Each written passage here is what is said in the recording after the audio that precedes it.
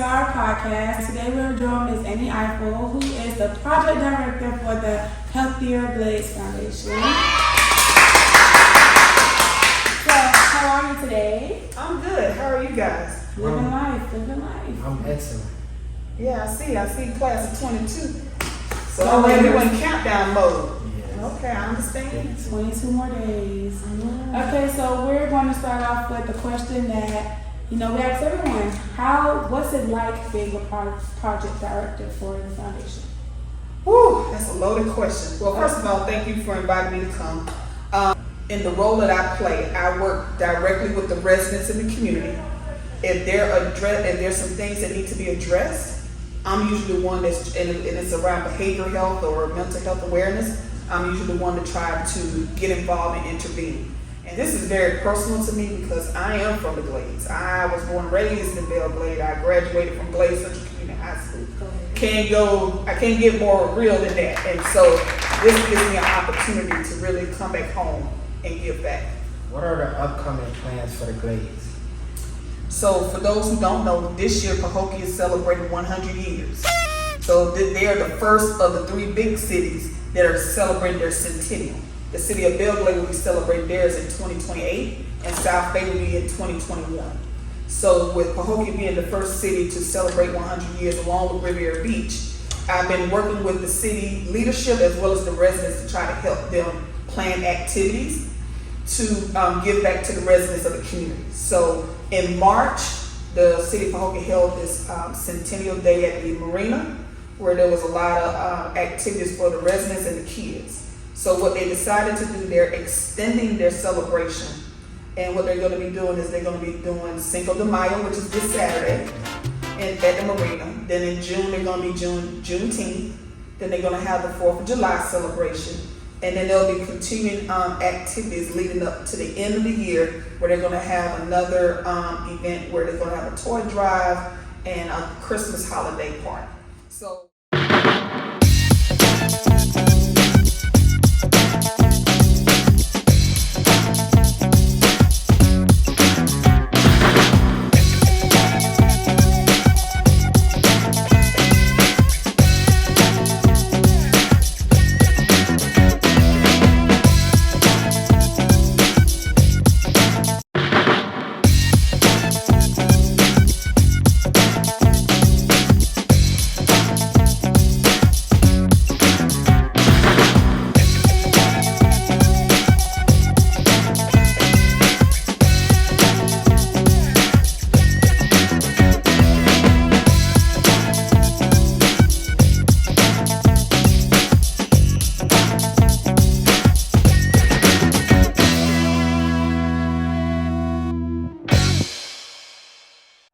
So City of Pahokee is doing a lot of things right now in terms of celebrating their centennial.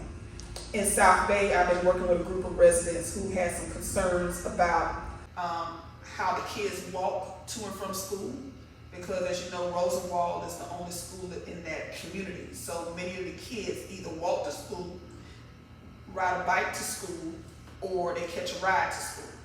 And so depending on what situation they're in, the residents was concerned about speeding and the sidewalks. So we got a chance to partner with Safe Kids and the Transportation Plan Agency with Palm Beach County to try to see what were some of the concerns that they had and come up with some recommendations to give to the city on how they can address some of those issues, including flashing lights, fixing the sidewalks, raising up the crosswalks so people can be visibly seen.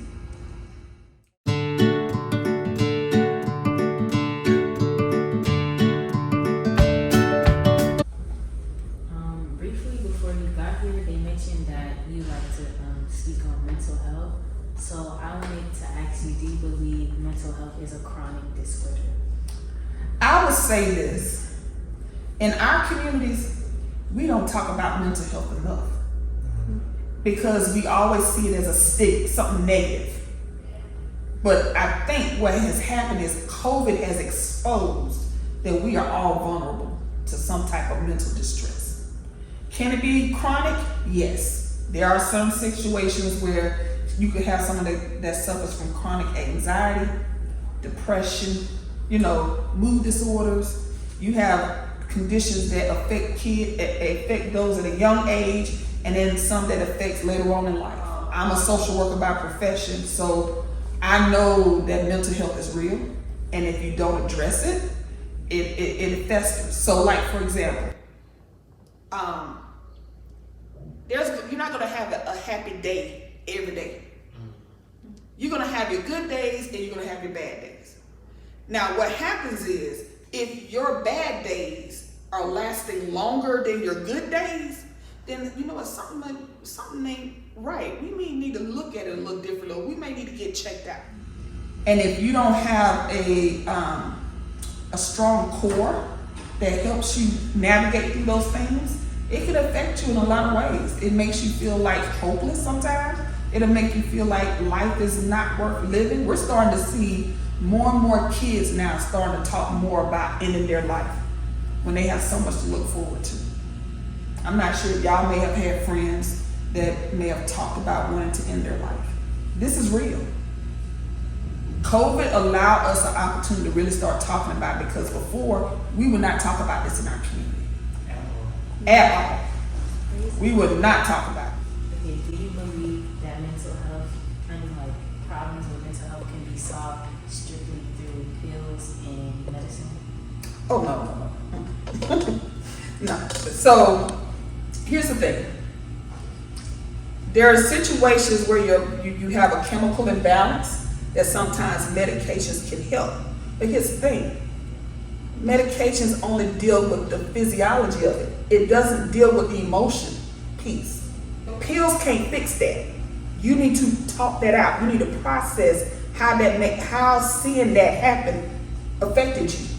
So to answer your question, there's some cases where you need a combination of medication and counseling, and there's some situations where you just need the counseling, not the medication. So you mentioned that there's a stigma in the community, mental illness is something that's bad and stuff like that. Why do you feel that way? People are already guarded about what they share and who they share it with. So I think right now, what we're doing with Healthier Glades, we're trying to bring to light that it's okay to take care of your mental health. I think right now, what Healthier Glades is doing is trying to bring mental health to the forefront in our communities, highlight what is currently happening in our communities, and what you can do to take care of yourself.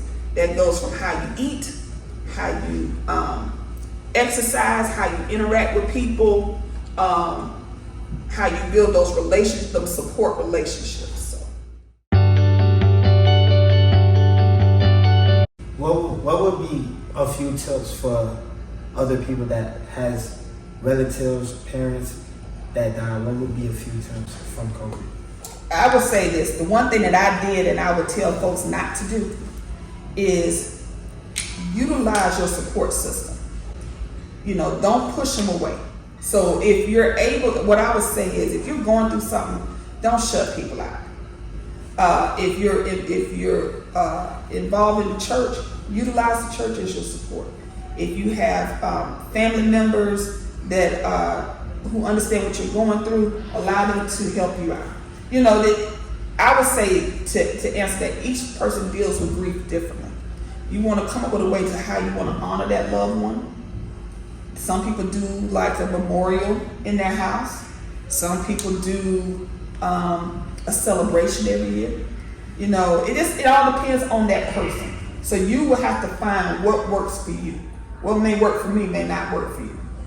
But I would say, the one thing I will say, don't isolate yourself. Because what happens is when you isolate yourself, that means you're alone with your thoughts. And if you're not sleeping, you're not eating, you're not nourishing yourself, your mind can play tricks on you at times. So, you don't want to be in isolation. Working in the field with mental health, you have to deal with yours and you have to deal with others and things like that. What coping mechanisms do you do to protect your mental health? When you're into the mental health field, you're dealing with somebody in their most vulnerable state. That means they either had an emotional breakdown, they done got involved with DCF, they have, they lost someone, whether to a illness or whatever. So when you're going in, you're having to be sympathetic and be supportive of them, and that means you're taking on all that they're dealing with. So I have to find space where I just unplug, and that means watching a funny movie, or talking to some friend of mine on the phone, or playing some games. That's what I do. Lately, I just try to. I've been into watching funny videos. And it's these little TikTok videos, and I'm sorry, they need to leave. TikTok needs to be left with the children, not with the adults. But it's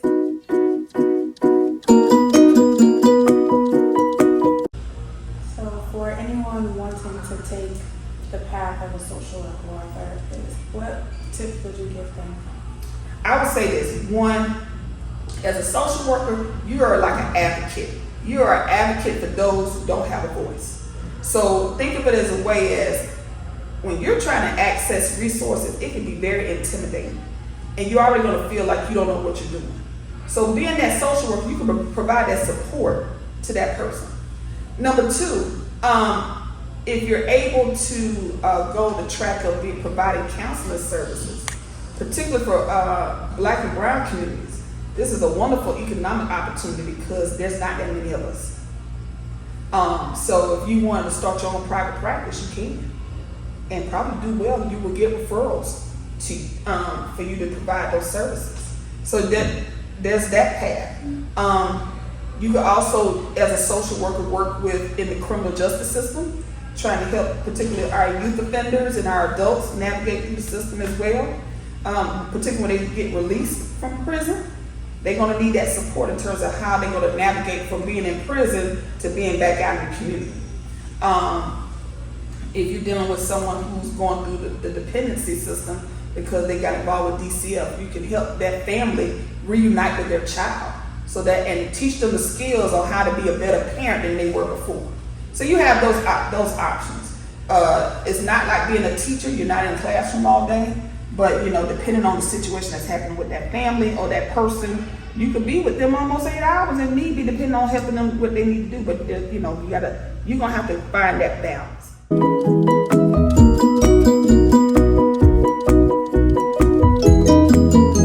So what would be some good soft skills for a social worker?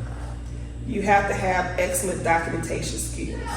You have to be able to document what you're doing with your clients, because that tells the work that you're doing. You have to have good listening skills without interrupting. Because here's the thing, the person that's coming to you is already going to be in a crisis. The last thing they need is for you to interrupt them every time they're trying to tell you something.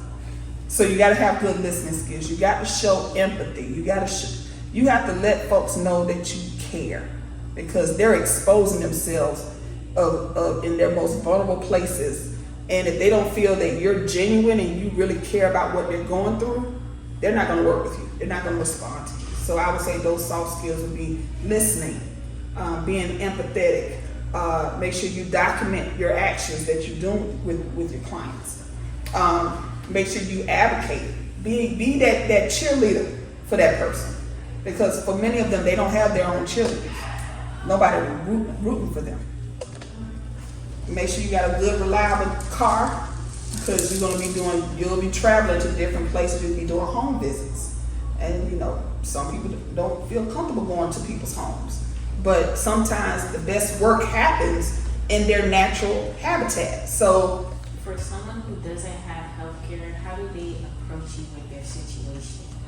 So what'll happen is, if someone approaches me about it, I have a network of organizations that are serving residents in the community. And so, like, for example, Glade's initiative have staff that can actually help someone fill out applications for health insurance with the Affordable Care Act. We also have, if you get involved with other nonprofit organizations, they may have that service as well. So there are different organizations, but I don't think a lot of our residents even know that these organizations exist. But there are certain organizations that are here that can help someone if they need help with access to health insurance, or access to food stamps, or access to navigate how to get transportation or utilize the Glades. something as simple as that for some people can be a daunting task. So, but there's agencies like Glade's Initiative. You got Federation of Families. You have Families First. You have the bridges, both at bridges at Belle and bridges at Pahokee, that can also help with navigations as well.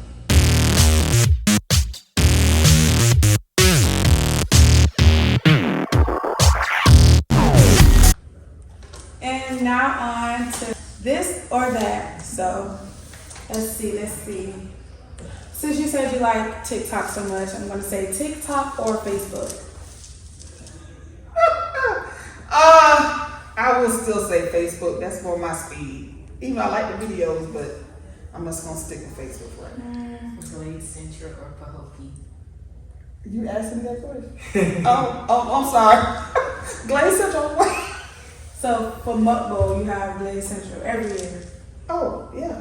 Look, I'm a diehard Raider. Yeah. Yeah. I'm sorry, Pahokee Blue Devils. I know I've been working with y'all, but my heart bleeds when I want to go. As it should. Okay, Chick-fil-A or Popeye? Chick-fil-A. Oh, that's crazy. Wow. She said it so fast. Like, no hesitation whatsoever. Football or basketball? It's something very important. This is hard. I mean, I love football, I love football. Even though I played basketball in high school. But if I had to choose one that I really like to watch, it's football. Okay, would you go back 5 years into the past or 5 years into the future? Oh, 5 years into the future. Yeah, I mean, granted, and here's the reason why I say that. Because if I go back 5 years into my past, it was a very difficult time for me. So that's why I say I'd rather move forward than go back. Okay. iPhones or Android? Android. I can't stand iPhone. I'm sorry. Steve, what's his name? Steve Jobs. Jobs. Hey, wait, ain't he? Yeah.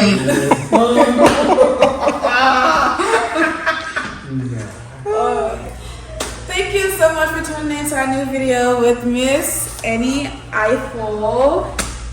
Be sure to follow us on YouTube and be sure to go get some help with your mental health. Check in with someone, talk to anyone, and that's it. Stay green. Bye, guys. Bye. All right, get your green on.